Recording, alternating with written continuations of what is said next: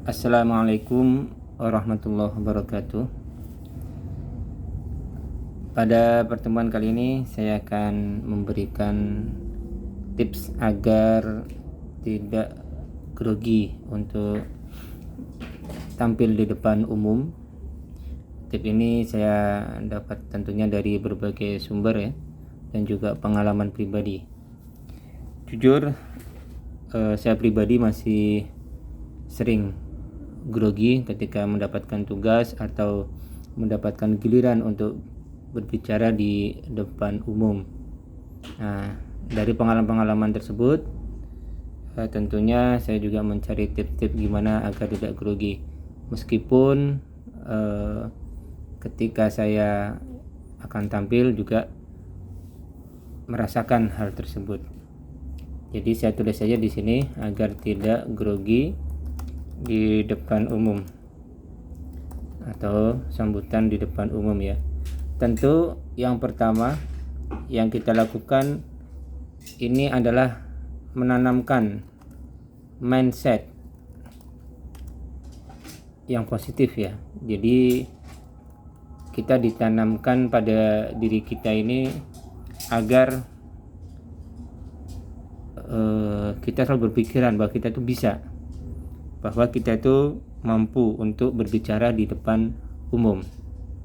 Jadi kalau mindset kita itu tidak bisa atau nggak mau, akhirnya kita sendiri tidak akan mampu untuk berbicara di depan halayak ramai.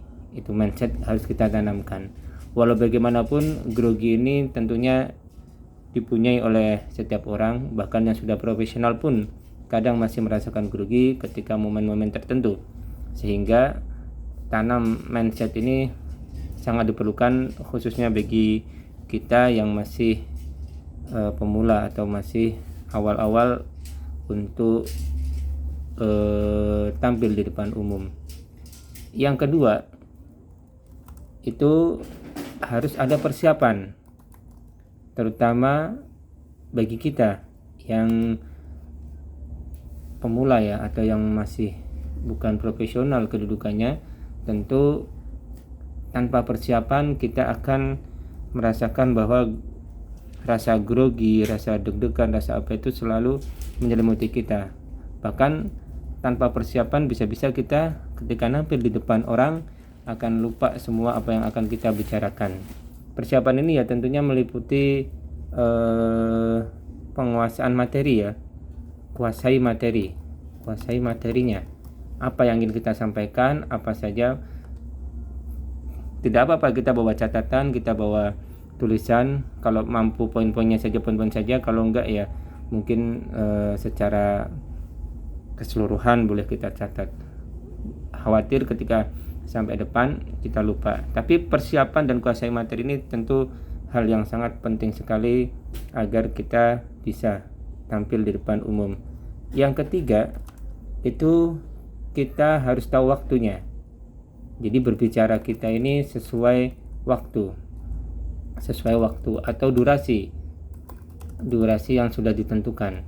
Misalkan kita berbicara selama 15 menit, 10 menit, kemudian 5 menit dan seterusnya. Jadi ini berkaitan juga dengan persiapan kita. Jadi kita bicara, tentunya berbicara sesuai waktu juga dalam persiapan kita sudah latihan dulu. Sudah latihan sesuai waktunya, kira-kira 5 menit, 10 menit, dan setengah jam atau bagaimana, agar materi yang akan kita sampaikan terpenuhi dan juga tidak mengurangi atau melebihi dari waktu berbicara.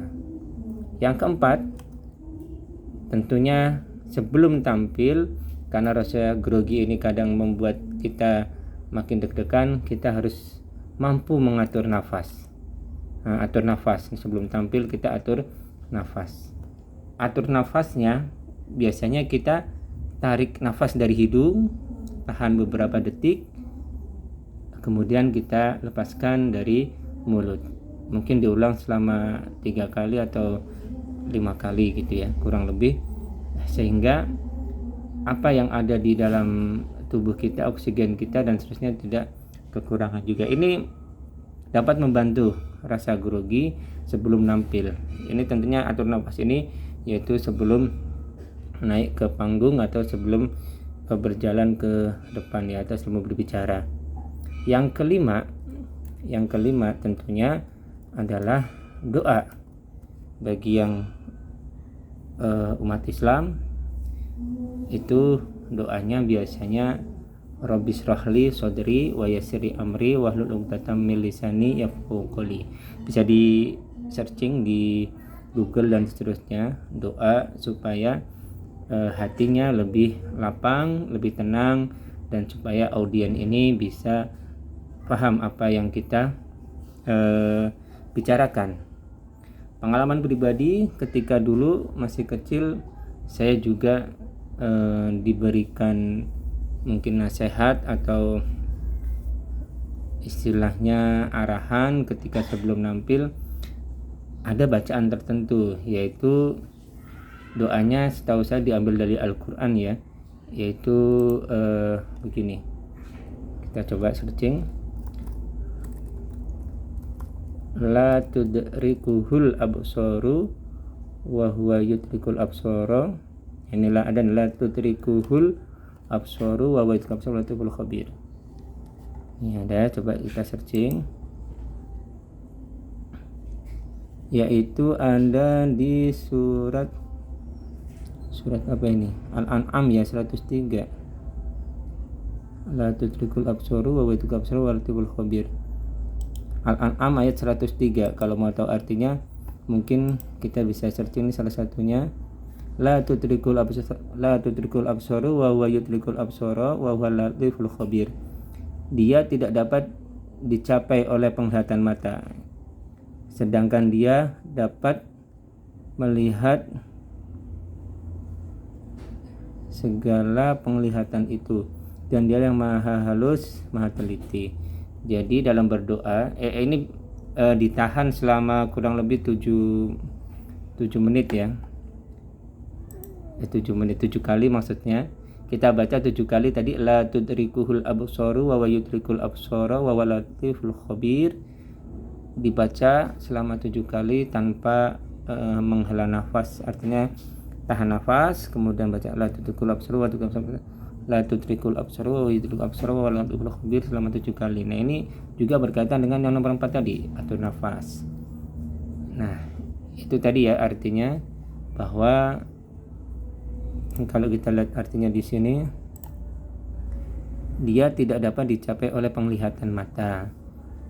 Jadi kita yang paling tinggi adalah kan Allah Subhanahu wa taala, sehingga manusia ini kita anggap kecil ya, karena memang yang tinggi Allahu Akbar, Allah Maha Besar, maka yang lainnya adalah kecil, sehingga kita ketika nampil kita punya istilahnya sandaran, yaitu Allah Subhanahu wa taala. Dan Allah ini yang maha tahu hati-hati atau penglihatan manusia yang menatap kita. Jadi itu doanya. Selain tadi ya, Rabbi shrahli sodri wa yassirli amri wahlul 'uqdatam min lisani yafqahu qouli, juga ketika mengatur nafas tadi dibarengi dengan membaca la tudrikul absaru tadi. Itu surat dalam Al-Quran ya. Jadi insyaallah pengalaman pribadi juga, selain 5 tip ini atau 5 poin ini, jadi kita jangan memandang orang itu akan melihat kesalahan-kesalahan kita. Jadi kita jangan menjadi objek. Nah, ini seperti ini, kita jangan menjadi objek pandangan orang. Jadi kita merasa kecil. Oh, di sini mungkin ada sesepuh, di sini ada kakak kelas, di sini ada orang yang lebih tahu ilmunya dari kita, orang yang ini. Jadi kita merasa dinilai, kita merasa dilihatin, diperhatiin. Jadi kita merasa kecil, sehingga kita rasa grogi itu makin kuat ketika kita berpikiran, berpandangan seperti itu. Nah, baiknya kita ini rubah itu semua. Kita harus berani menatap mereka. Nah, kita anggap mereka itu kecil. Tatap mereka, tatap pandangannya, tatap matanya satu persatu. Jangan takut bahwa kita itu lebih besar. Apa yang kita sampaikan ini tentunya mereka juga belum harus mendengarkan gitu ya. Jadi kita merasa lebih besar, lebih pede daripada mereka-mereka. Jadi ini mungkin tip yang dapat saya sampaikan. Kurang lebihnya mohon maaf. Semoga kita semua bisa melaksanakan atau berada di dalam satu situasi harus berbicara depan umum dan kita dapat menghilangkan rasa grogi atau rasa ketidakpercayaan diri di depan halayak ramai. Ini saja, kurang lebihnya mohon maaf. Assalamualaikum warahmatullahi wabarakatuh.